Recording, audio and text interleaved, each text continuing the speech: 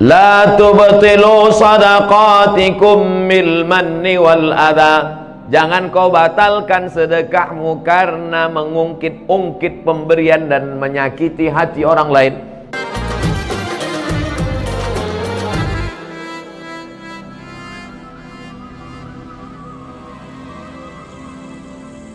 Assalamualaikum warahmatullahi wabarakatuh.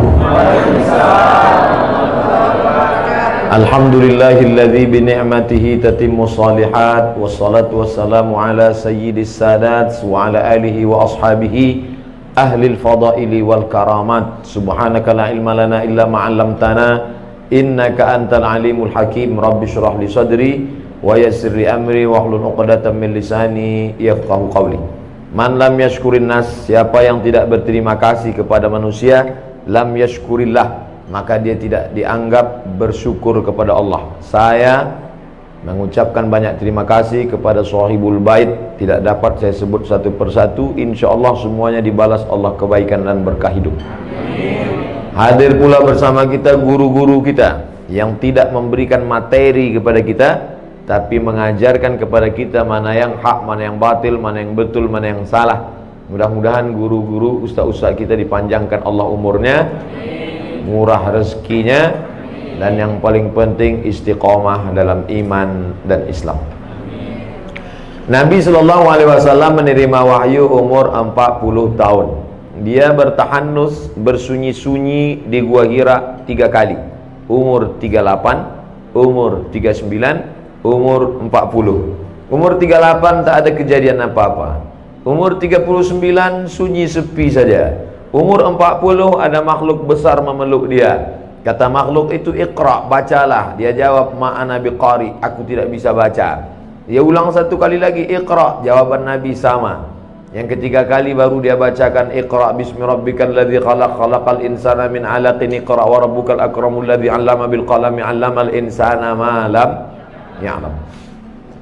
Setelah itu Nabi turun ke bawah, berselimut kedinginan. Turunlah ayat, ya ayyuhal muddatsir, wahai orang yang berselimut, qum, bangun, bangkit, fa'anzir, beri peringatan. Turun lagi ayat, wa anzir ansyiratakal akrabin, beri peringatan kepada kerabat-kerabat dekat saudara maramu. Dipanggillah pamannya, dipanggillah semuanya. Nabi naik ke atas bukit.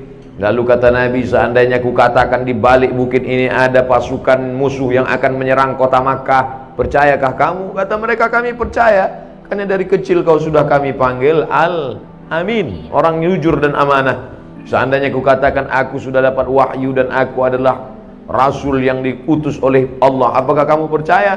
Disitulah kemudian Abu Lahab berkata, tabban laka ya Muhammad, celakalah kau Muhammad, alihadza jama'tana, apakah hanya untuk ini kau kumpulkan kami? Turunlah ayat, tabbat siyada abi lahabi wa tabb ma aghna anhu maluhu wa ma kasab sayasla naran dzatal lahab wa imra'atuhu hammalatal hatab fi jidha hablum mim masad. Apa pelajaran dari sini? Seandainya cukup hablum minallah, Nabi tidak turun dari Jabal Nur. Cukup tahajud baca Quran, zikir, tahajud baca Quran sampai malaikat maut datang. Selesai masalah. Tapi Nabi turun ke bawah, berhadapan dengan Abu Lahab, Abu Thalib, Abu Sufyan, Abu Bakar, dan akhirnya selamat selama 13 tahun di Makkah, 10 tahun di kota Al-Madinah Al-Munawwarah. Inilah tema kita siang hari ini, hablum minallah, hablum minannas. Saya secara hablum minallah mungkin dianggap baik, karena tadi sudah sholat subuh, sudah sholat zuhur, bahkan saya sudah sholat asar, jamak takdim. Tapi hablum minannas saya tak baik. Guru di bawah, saya duduk di atas. Tak sopan. Dari kecil diajarkan. Dulu mak kalau ada tamu duduk di bawah, kita duduk di atas. Balik tamu siap-siap volume. Kenapa Ustaz duduk di atas? Dikasih kursi, masa tak diduduki? Orang capek-capek nyari kursi, sampai 3000 suara baru dapat satu kursi. Kita ada kursi tak dikasih, tak mau diduduki. Oleh sebab itu maka ada orang yang nampaknya secara hablum minallah baik, tahajudnya kencang, baca Quran habis maghrib ke isya khatam sekali, 1 bulan khatam 30 juz. Tapi kalau bercakap dia Kalau bicara dia tajam sembilu, tajam lagi lidahnya. Dengan silet Pak Ustaz, tajam lagi lidahnya. Jadi bagaimana lidahnya itu Pak Ustaz? Macam kukuran kelapa. Tahu Ibu kukuran kelapa kan? Kukuran kelapa itu tidak berhenti dia. Habis pun isi kelapa itu, batoknya pun dia bantai juga. Ada orang-orang ini kalau dia bicara, putus tangkai jantung kita. Nah ini, jadi hablum minan nas ini amat sangat baik. Bahkan ada orang yang hablum minallahnya bagus, ya'ti yaumal qiyamati bi sholatin, sholatnya banyak, sholat tahajud, sholat witir, sholat duha, sholat qabliyah, sholat ba'diyah, sholat awabin, sholat isyraq, sholat sunat, puasa sunat, zikir, baca Quran, tak putus. Tapi ternyata pada hari kiamat amalnya itu hilang. Gara-gara apa? Hablum minan nas tak baik. Qad satama hadza, mencaci maki si fulan. Wa akala mala hadza, memakan harta si fulan. Wa safaka dama hadza, menumpahkan darah si fulan. Oleh sebab itu tema judul hari ini terus terang berat. Kenapa? Hablum minallah, hablum minan nas. Kemarin saya ceramah, dikasih air putih, saya bilang saya tidak akan minum air ini karena air ini dari anggaran negara. Kalau sampai ini tidak ada nama saya di sini, maka saya harus minta maaf pada seluruh masyarakat se-Indonesia. Selesai saya ceramah di situ, yang ngundang kena periksa hari ini. Masjid UGM, batal saya ceramah. Pengurus masjid kena periksa. Ini nampaknya tuan rumah ini kena periksa juga. Pokoknya ngundang saya ini besar resikonya. Luar biasa.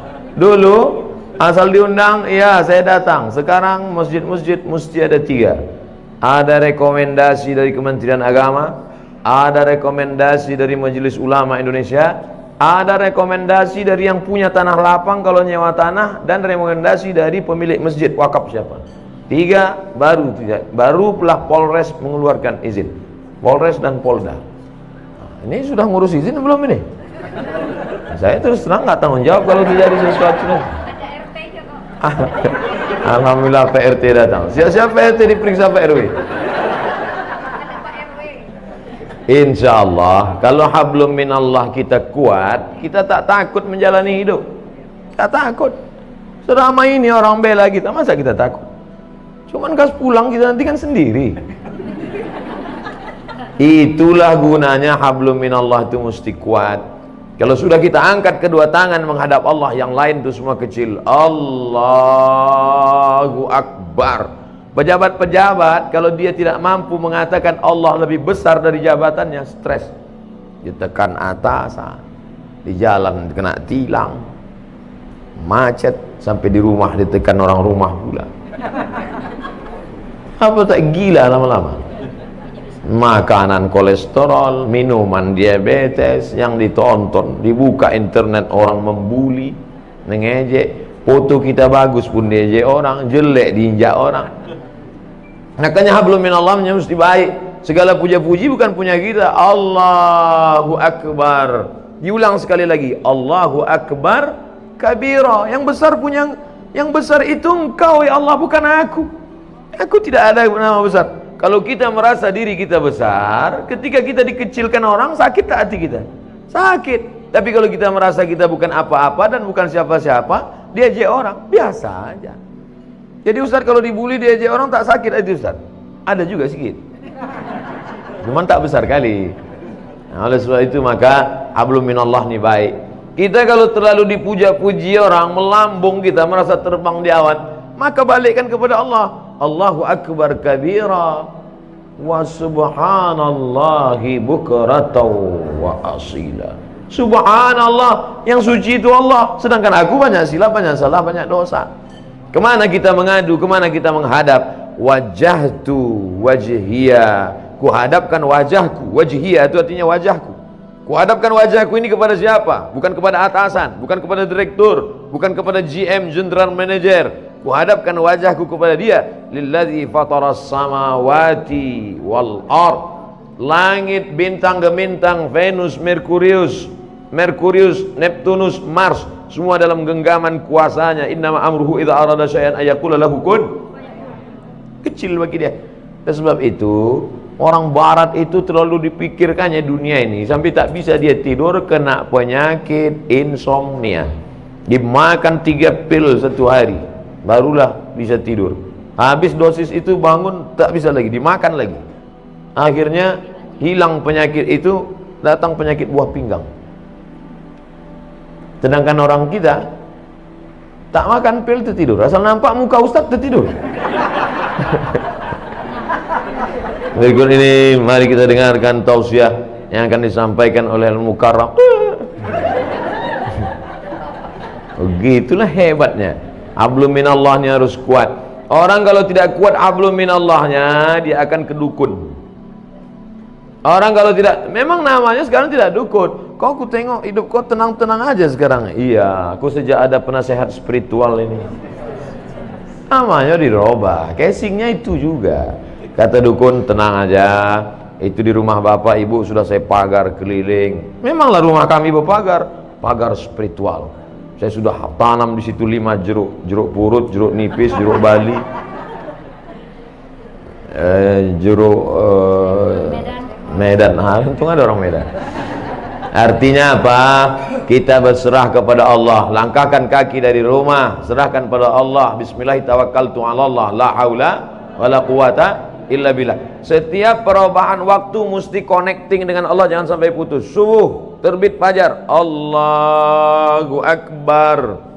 Bergeser waktu zuhur, Allahu Akbar. Condong matahari asar, Allahu Akbar. Tenggelam matahari, nampak merah di barat, Allahu Akbar. Hilang merah, sempurna malam, Allahu Akbar. Bangun tengah malam, tahajud, Allahu Akbar. Jangan ada stasiun pergeseran waktu yang kosong dari connect dengan Allah. Sedangkan connect dengan internet aja putus, pusing kepala kita. Telepon aja kalau putus-putus nyambung, bisa kita salah paham. Abang di mana? Kata ibu. Mantan katanya. Apa gitu? Pak, kan? Apalagi putus kontak kita dengan Allah Subhanahu wa taala. Sedangkan putus pulsa saja pusing kepala kita. Ini sampai putus hubungan dengan Allah. Makanya ada 5 stasiun yang wajib: subuh, zuhur, asar, maghrib, isya, tambah 2 lagi duha dengan tahajud malam. Pagi, siang duha, malam tahajud. Jangan sampai putus kepada Allah. Serahkan semuanya kepada Allah. Di awal itu kita serahkan kepada Allah. Hanifan musliman, hati musliman, aku serahkan semuanya kepada Engkau ya Allah. Wa ma ana minal musyrikin. Sebelum salam, at-tahiyatul mubarakatus salawatut thayyibatu lillah. Punya Engkau, bukan punya aku. Assalamualaikum warahmatullahi. Assalamualaikum warahmatullahi. Makanya kalau datang susah hati, risau, gundah gulana, galau, ambil air wudhu, ajab ke kiblat, Allah Akbar. Wasta'inu bis sabri was salah. Minta tolonglah kepada Allah dengan sabar dan sholat. Tak ada cara lain kecuali sholat. Ini orang sekarang kalau galau bukan sholat, buka HP update status, galau. Oh, membaca komen orang makin galau. Iya, kalau semua yang komen itu kawan, kasihan ya, doa ya, mudah-mudahan selamat ya. Ada yang malas ngasih kalimat gini aja, ada yang ngasih senang. Ada pula kawan, mampuslah kau kata dia. Oleh sebab itu maka mengadu kepada manusia akan kecewa, berhadap kepada harta akan binasa, berharap kepada kawan hari ini kawan, besok jadi lawan, berharap kepada atasan akan sia-sia. Satu-satunya yang tak mengecewakan harapan, berharap kepada Allah Subhanahu wa taala. Ada masa-masanya hidup kita ini memang Allah hirangkan. Berharap kepada ayah, ayah sudah mati 2 bulan dalam kandungan. Berharap kepada emak, 4 tahun umur, emak meninggal. Berharap kepada kakek, datuk, mbah meninggal juga. Berharap kepada paman, paman pun meninggal. Berharap kepada istri Khadijah, istri pun meninggal. Berharap kepada anak, semua anaknya meninggal kecuali satu, Fatimah. 6 bulan setelah dia meninggal. Satu pegangan namanya Abu Talib, paman. Tak berani orang mengganggu dia karena pamannya Abu Talib berdarah biru. Abu Talib anak Abdul Muthalib, anak Hashim, anak Abdi Manaf, anak Qusay, keturunan Ismail, anak kandung Ibrahim alaihissalam. Siapa yang mengusik Muhammad, awas, pamannya orang hebat, mati, meninggal. Istri yang selama ini menghangatkan jiwanya, yang menenangkan batinnya, meninggal di tahun yang sama. Akhirnya dia pergi mengadu ke Taif. Diharapkan orang Taif ini menyambut, menenangkan. Orang Taif bukan menyambut dia dengan tola al-badru alaina. Saya disambut di rumah ini, Masya Allah, semua keluar. Toco Medan keluar, durian keluar. Cuman segan saya makannya. Ustadz pula puasa kan. Kita yang selama ini ngajak, marilah puasa, kita pula tak puasa. Ustaz, kenapa tak puasa? Musafir. Untung ada dalilnya. Jadi oleh sebab itu tidak ada jalan lain menenangkan hidup ini kecuali hablum minallah. Pergilah kita ke rumah-rumah spiritual. Bapak pembimbing terapi spiritual, ya, ini saya ini sedang stres nih, banyak masalah. Oke, tarik nafas panjang. Letakkan tangan di atas lutut, naikkan tangan kaki kiri ke paha kanan, tarik nafas. Tahan, tarik, tahan. Keluar dari bawah. Pejamkan mata, dengarkan suara gemerici air terjun, dengarkan suara kicau burung, hirup aromaterapi, bunga-bunga dibakarnya. Gimana perasaan? Tenang. Tenang. Gimana tenang? Tenang. Balik kacau lagi. Tidak ada jalan lain menerangkan ketenangan. Ala bizikrillah. Ketahuilah dengan banyak berzikir kepada Allah, tatmainnul qulub. Kadang hati ini bukan punya kita Bapak Ibu. Bangun pagi tiba-tiba risau saja, suntuk aja, sempit aja hati. Padahal semuanya ada. Semua ada secara materi. Tidak ada yang bisa mengusir galau gundah gulana itu kecuali zikir. Zikirnya macam-macam. Mungkin ibu suka zikir subhanallah, mungkin alhamdulillah, mungkin Allahu akbar, mungkin astaghfirullah, mungkin Allahumma sholli ala sayyidina Muhammad, atau la ilaha illallah, terserah. Kalau Ustaz Saman apa yang paling suka? Allahumma sholli ala sayyidina Muhammad wa ala ali sayyidina Muhammad. Allahumma sholli ala sayyidina Muhammad. 40 40. 20 20 40. 1 2 3 4 5 6 7 8 9 10 11 12 13 14 15 16 17 18 19 20. 20 20 bangun pagi, Allahumma sholli ala sayyidina Muhammad. Buat target, aku tidak akan berhenti selawat sebelum 40. Datang tamu, gimana? Jadi kita arisan nanti, Allahumma sholli ala sayyidina Muhammad. Karena kalau dipotongnya ini berhenti wirid kita, berhenti zikir kita. Inilah Pak Ustadz yang kupusingkan sekarang ini. Kata Habib ini bagus selawat, kata Ustadz ini bagus la ilaha illallah, kata Ustadz ini bagus subhanallah. Jadi mana yang kau amalkan? Satu pun belum. Pilihlah salah satu. Saya tidak memaksakan. Mungkin bapak yang paling bapak suka la ilaha illallah, bagus. La ilaha illallah, la ilaha illallah. Yang berzikir itu mana? Mulut menyebut, hati mengingat, pikiran khusyuk. Saya Pak Ustadz kalau zikir buka mata terbayang saya macam-macam. Pejam mata. Saya kalau pejam tertidur, payah kali lah. Nah, oleh sebab itu maka saya Pak Ustadz kalau zikir pakai tangan ini rasanya tak afdal. Bagus saya zikir pakai kayu tasbih. Bagus. Karena rupanya batang-batang kayu itu pun bertasbih. Pelepah kurma waktu ditusukkan Nabi ke makam, kan ditanya sahabat, kenapa kau tusukkan pelepah kurma ini ya Rasulullah? Kata Nabi, pelepah kurma ini bertasbih, tasbihnya sampai ke bawah. Itu makanya kadang ada orang pakai tasbih pakai kayu, tapi saya tak pakai kayu. Tapi di rumah ada kayu. Ada yang pakai batu, ada besi. Kadang orang ini banyak lebih lama memilih tasbih daripada bertasbih. Lama lagi. Oh. Balik dari umroh membawa 100 tasbih, semuanya untuk orang. Untuk dia ada satu, itu pun tergantung di mobil. Makanya banyak mobil ini masuk surga sekarang. Ambillah satu, ketiklah tasbih itu 100, subhanallah 100, alhamdulillah 100, Allahu akbar 100, la ilallah 100, la haula wala quwata illa billah 100. Walladzi anzala sakinata, dia yang menurunkan ketenangan fi qulubil mu'minin, ke dalam hati orang yang beriman. Jantung sebelah kiri berdetak, dua jari di bawah berdegup dan berdetak. Disitulah letak zikir itu. Terasa dia berdegup. Kalau ada yang tak terasa berdegup, kasih tahu.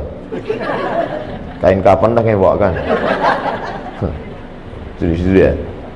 Selama dia berdegup, selama dia berdetak, alladzi waswisu fi sudurin nas, dia yang berbisik-bisik di dada manusia. Dada sebelah mana? Sebelah kiri. Situlah dia bisik. Minal jinnati wan nas, bisik dia. Tak usah kau berzikir, tak usah kau berzikir, tak usah kau berzikir. Dengarkan aja lagu dangdut, dengarkan aja tripping, pergi kau ke diskotik, pergi. Auzubillah. Semua yang mendatangkan ketenangan itu semuanya palsu.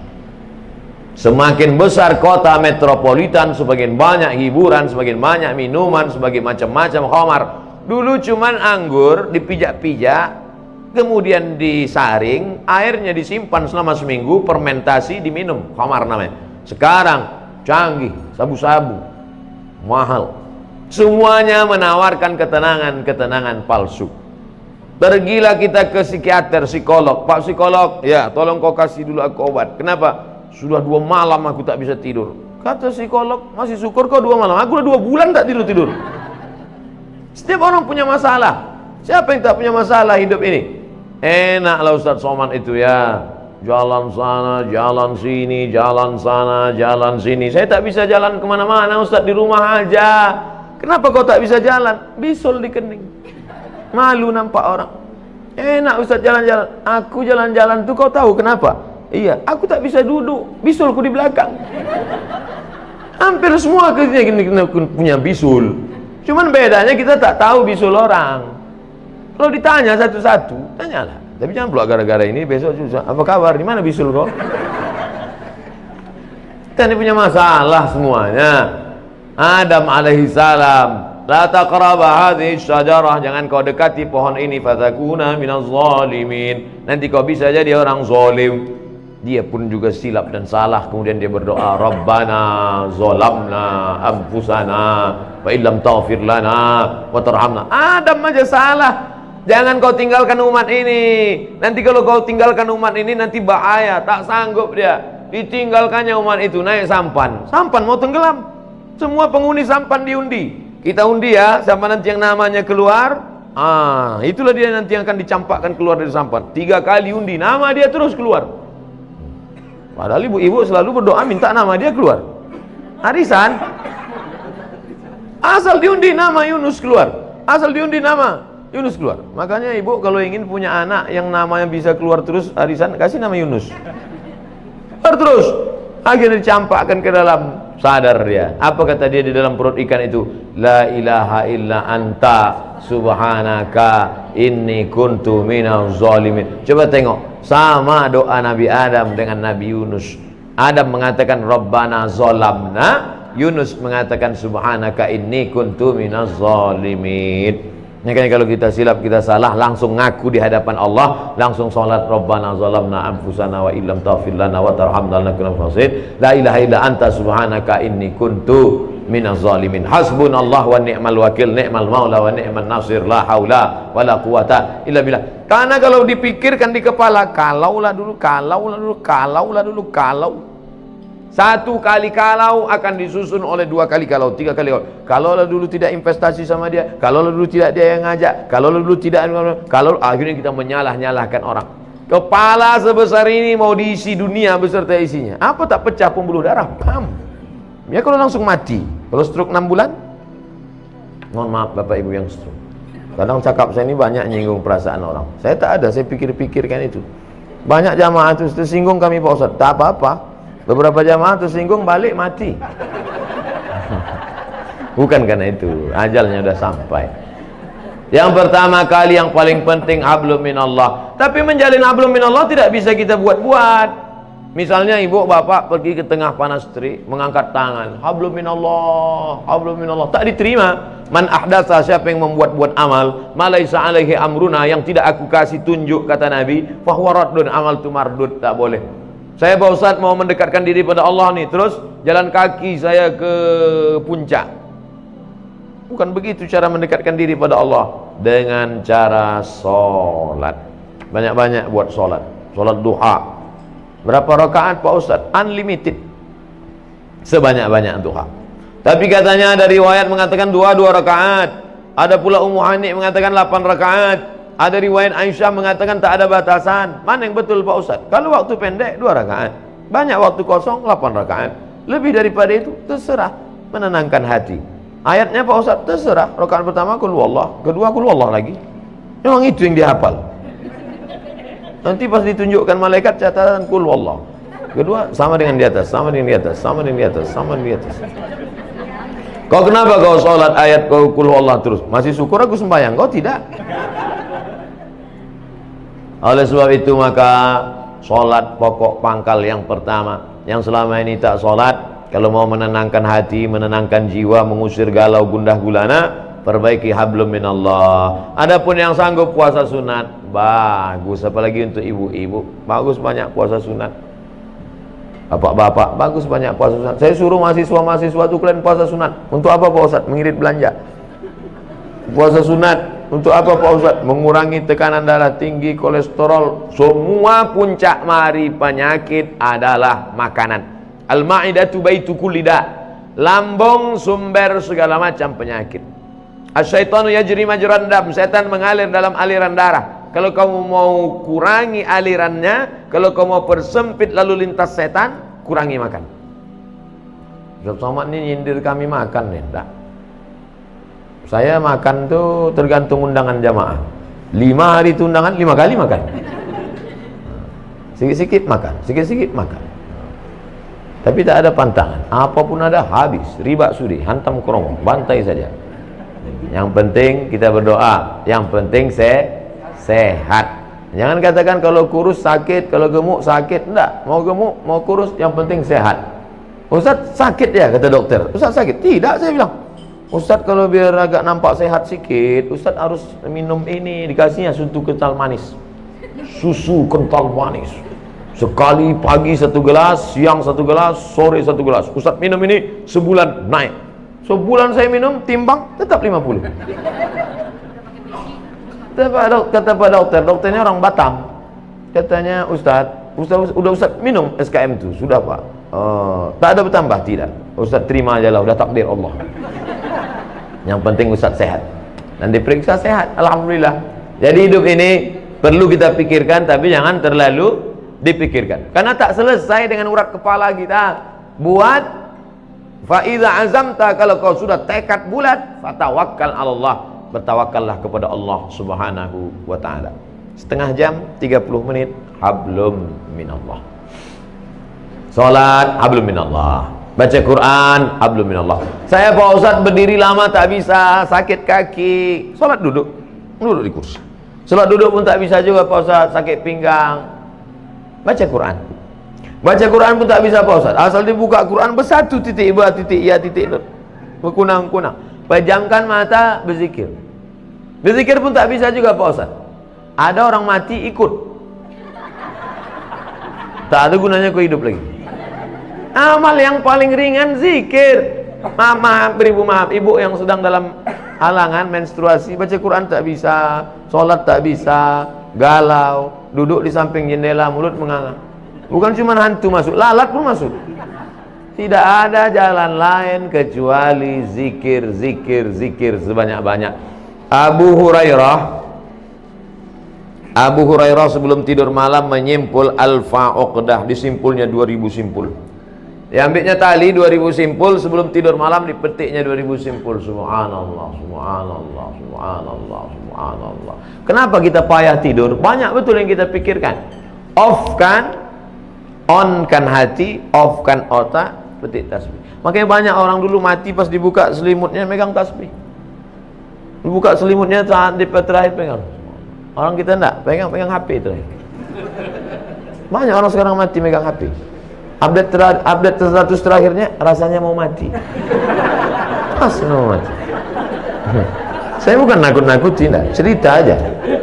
Jadi kalau ibu tengok nanti bapak tuh nanti malam statusnya agak macam-macam itu, tengok tak sampai subuh nampaknya. Saya tidak mau mengatakan hidup ini tak usah dipikirkan, bukan begitu. Kita pikirkan, kita harus ada planning. Nabi itu programnya bukan 10-20 tahun akan datang. Visi misi Nabi bukan 5 tahun. La taftahunal Konstantiniyah, kalian akan membebaskan Konstantinopel. Dari sejak Nabi lahir, dari sejak Nabi jadi Nabi di Madinah, dari sejak Nabi dapat wahyu, kapan Konstantinopel baru direbut orang Islam? 700 tahun setelah itu. Visi misi Nabi itu 700 tahun kita pikirkan. Kita pun juga berpikir anak-anak kita, kok harus jadi bisnismen, kok harus jadi orang kaya. Tapi sampai kita pikirkan, nanti kalau aku mati anakku ini makan apa, kerja di mana, mobilnya apa, rumah macam mana, kawin sama siapa. Gila kita. Semua kita pikirkan, cabai keriting harganya berapa, harga BPJS berapa. Mati kita. Yang penting kita berusaha, setelah itu kita serahkan kepada Allah. La haula wala quwwata illa billah. La haula wala quwwata illa billah itu setelah action. Setelah action baru la haula wala quwwata. Ini banyak juga orang tak ada berbuat apa-apa, pagi petang tidur aja. Apa ditanya, "Apa kerja kau sekarang?" La haula wala quwwata. Ini kalau ada orang macam ini antuk kan kepalanya ke dinding. Sungsang ini otaknya. Hablum minallah sudah selesai. Sekarang barulah kita masuk hablum minannas. La tubtilu sadaqatikum bil manni wal adha. Jangan kau batalkan sedekahmu karena mengungkit-ungkit pemberian dan menyakiti hati orang lain. Qaulun ma'rufun, kata-kata yang baik lemah lembut, khairum min sadaqati yatsba'uha adha. Lebih baik daripada kau rajin sedekah tapi menyakiti hati orang lain. Tapi jangan gara-gara dengar ayat ini, alhamdulillah Pak Ustaz, saya memang nggak pernah sedekah, tapi tak pernah saya singgung hati orang lain. Kenapa? Saya tak pernah gaul sama orang, di rumah aja saya. Bukan itu maksudnya. Sedekah rajin, bangun masjid, sekolahkan anak yatim, jangan diungkit-ungkit. Ini banyak orang diungkit-ungkitnya pemberian dia. Susah sekarang nolong orang Pak Ustaz, macam nolong anjing kejepit. Udah lepas kita pula digigitnya. Tobat saya buat baik nih Pak Ustaz. Oh. Kalau tobat minum khamar bagus, tobat saya berjudi bagus, tobat pacaran bagus. Kan enggak, tobat saya nolong orang Pak Ustaz. Jangan pernah tobat berhenti buat baik. Mungkin bukan orang ini yang membalas, orang lain akan bagi kita balasan. Wallahu fi aunil abdi maka al abdu fi auni akhi. Allah akan tetap menolong hambanya selama hamba itu mau menolong orang lain. Harus camkan itu dalam hati kita. Makanya saya pikir-pikirkan itu. Bahwa dia mau membalas, tak mau membalas, terserah dia. Bahwa orang buat jelek sama kita, terserah dia. Hidup kita ini sekali kita buat betul baik-baik. La yabitu syab'an.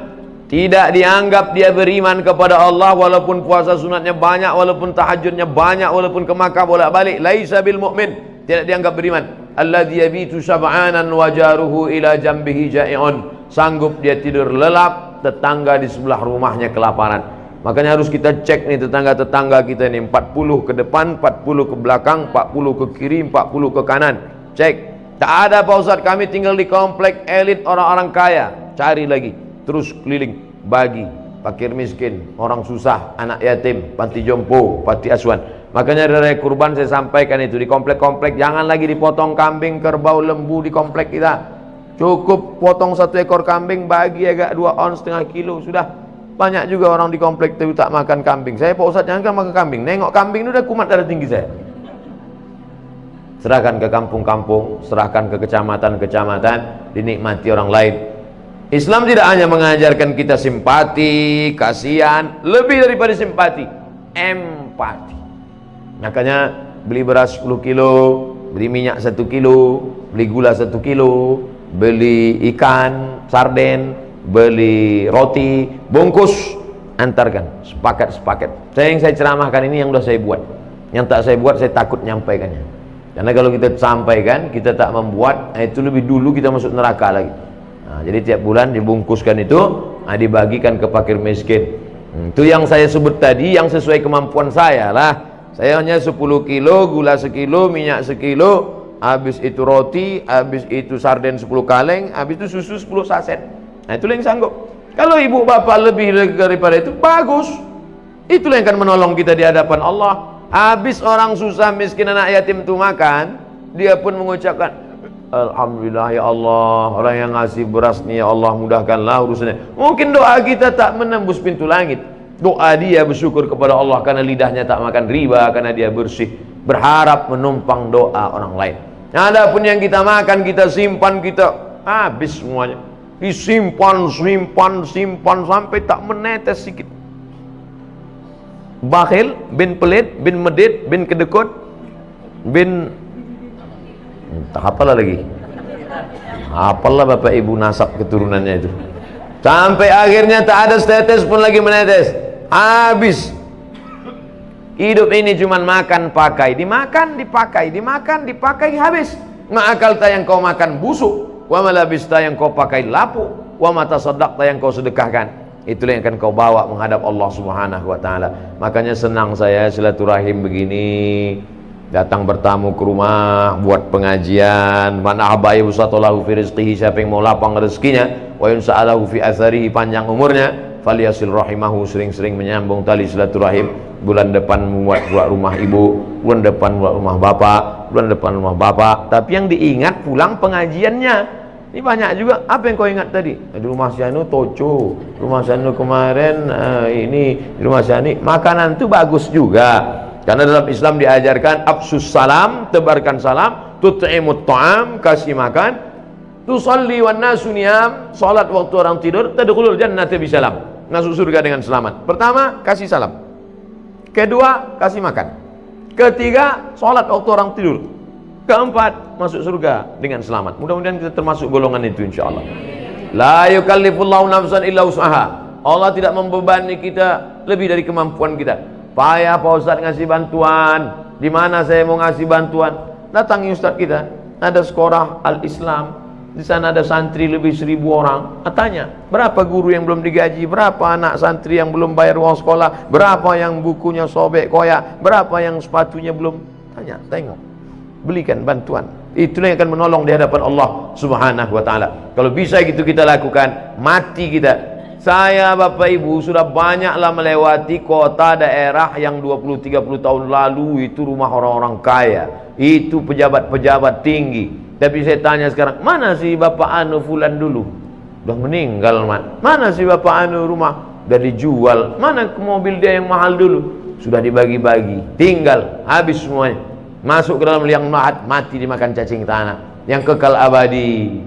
Itulah yang dalam catatan malaikat. Inna alaikum lahafizin kiraman katibin ya'lamuna ma taf'alun. Reuni-reuni itu ada juga bagusnya.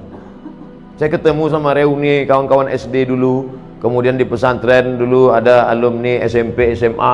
Saya tengok lah, waktu ketemu alumni SD, SMP, saya tengok, kasihan ya. Udah keriput lah kalian ini. Tua lah kalian ya. Rupanya mereka pun nengok saya gitu juga. Tua kali lah muka kau mat. Begitulah rupanya. Tak sangka kita, karena kita merasakan pagi, petang, siang, malam, pagi, petang, siang, malam, pagi, petang, siang, malam, jalan sana, jalan sini. Kita rasa hidup ini begini juga. Begitu kita jumpa kawan-kawan kita, anak-anak yang sudah besar, sudah bercucu. Oh, rupanya udah lama kita hidup ini. Sepatu kalau sudah terlalu lama dipakai, mulailah tipis tapaknya. Mobil lewat 5 tahun, macam-macam, dipencet sign, air yang keluar. Reuni setelah taman SMA 10 tahun, taman SMA 18, 20 tahun, 96 tamat, 2016 kumpul 40 tahun. Pertanyaan, berapa nak? Berapa? Ketemu setelah 50 tahun, mulai pertanyaan, kubur si Anu di mana? Ketemu, kau sakit kau apa? Ketemu umur 80, kau pakai pampers apa sekarang? Saya kemarin diminta oleh Ustaz, tolong buatkan video. Apa videonya? Selamat atas pertemuan alumni SMEA dan SMK Area Medan. Sampai ketemu sini. Saya selipkan di ujung. Jangan kalian CLBK. Ini ada hikmah sebetulnya di balik itu. Silaturahim. Mungkin yang ada meninggal suaminya, ada anak yatim. Tolong, itu guna reuni-reuni itu mengingatkan. Besok kau datang ke rumahku ya. Ada apa? Anak cucuku lahir. Datang kita. Tujuan menengok cucunya itu lahir bukan tujuan mau makan kambing. Kalau mau makan kita tahu tempat. Kita datang mau melihat tapak kaki cucunya yang 2 jari itu. Itulah kita 30 tahun yang lalu yang tak punya apa-apa, tak tahu apa-apa, dan panjang kita sejengkal. Coba kau tengok cucuku. Lucu ya. Macam kakeknya ya. Nampak betul kita bohong. Mana pula mungkin bayi itu macam kakeknya. Bukan itu yang mau kita lihat. Yang mau kita lihat adalah tapak kakinya 2 jari. Teringat kita pada almarhumah mak kita. Balik dari situ kita belikan kain agak 20 biji, antarkan ke panti jompo. Melihat panti jompo tu nampak kulit ini, kulit macam tisu dah ditarik ke atas. Beginilah kulitku nanti akan datang. Ustaz Somad datang ke rumah sakit ya, tengok orang tua saya. Sampai ke situ apa kata dokter? Ustaz, ini tak bisa lagi kami suntik. Asal dimasukkan dalam suntik, sobek saking tuanya. Lembut kulit ini, sudah. Begitulah rupanya kalau sudah lama dipakai. Oleh sebab itu kita mesti sadar, kita sekarang, sedangkan kita adalah masa lalu dan masa akan datang. Masa lalu kita kanak-kanak, masa akan datang kita akan tua renta. Masa sekarang inilah kalau mau disempat-sempatkan beramal. Banyak orang berpikir, Pak Ustadz saya nantilah sholat ini, nantilah zikir ini, nantilah baca Quran ini kalau udah anak ini agak-agak besar sedikit. Makin besar anak makin sibuk. Nantilah saya beramal nih kalau anak sudah nikah Pak Ustadz. Makin nikah dia bercucu pula. Dulu ngurus anak 2, ngurus cucu 4. Berapa banyak orang yang dulu ingin beramal sampai tua tak pernah sempat beramal. Sempat-sempatkan beramal, sempat-sempatkan bersedekah, sempat-sempatkan baik-baik hablum minan nas.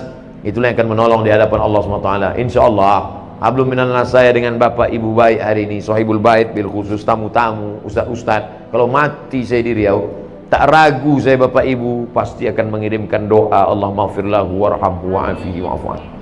Tengoklah semangatnya mereka mengaminkan dari sekarang.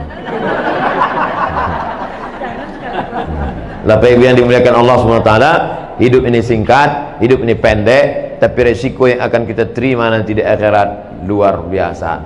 Ini perjuangan kita. Perjuangan saya mungkin di bidang ceramah, dakwah, khutbah, pondok pesantren, tanah lapang, stadion, masjid, surau, langgar, musola, masuk hutan, keluar hutan.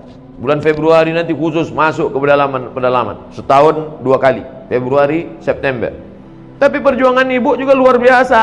Mendidik anak-anak, mengajarkan mereka akhlakul karimah, mengadakan fit and proper test terhadap teman kawan dan calon-calon menantu. Itu luar biasa. Buat tim fit and proper test, tim seleksi dari luar provinsi, Abdul Somad LCM. Saya nanti akan mengetes calon-calon menantu ibu. Bapak juga perjuangan luar biasa, mencari rezeki yang halal. Dulu kalau ada orang menolak duit Arab, pulang dia ke rumah, apa kata bininya? Bagus bang, abang mesti takwa pada Allah. Adinda, tadi di kantor ada orang ngasih uang 1 koper, ku buka dolar semua, tapi ku tolak. Bagus bang, kami di rumah tak mau makan haram. Dulu begitu. Orang sekarang bodoh kali ya bang. Mana nomornya biar ku cari lagi. Oleh sebab itu maka godaan yang luar biasa, masyarakat konsumtif. Dulu orang tontonan cuma 1, telepon masih telepon di rumah. Sekarang orang 1 orang handphone sampai 3, pulsa tak ada. Apa tak semua yang haram dibantainya saja. Oleh sebab itu masyarakat konsumtif luar biasa. Dibeli bulan ini HP tercanggih, bulan depan keluar lebih canggih lagi. Kalau dipeturutkanlah hidup dunia ini, oh. Tapi kadang orang dengar ceramah cerita hidup dunia, kalau nggak mau hidup ikut style dunia, mati aja lah Pak Ustadz kata dia. Bukan begitu maksudnya. Kita bukan meninggalkan dunia, tapi kita jangan larut dengan kehidupan dunia. Makanya doa yang diajarkan pada kita, Rabbana atina fid dunya hasanah wa fil akhirati hasanah wa qina azabannar. Itulah kajian kita siang ini. Hablum minallah, hablum minan nas. Pertanyaan sudah banyak, hampir setebal skripsi.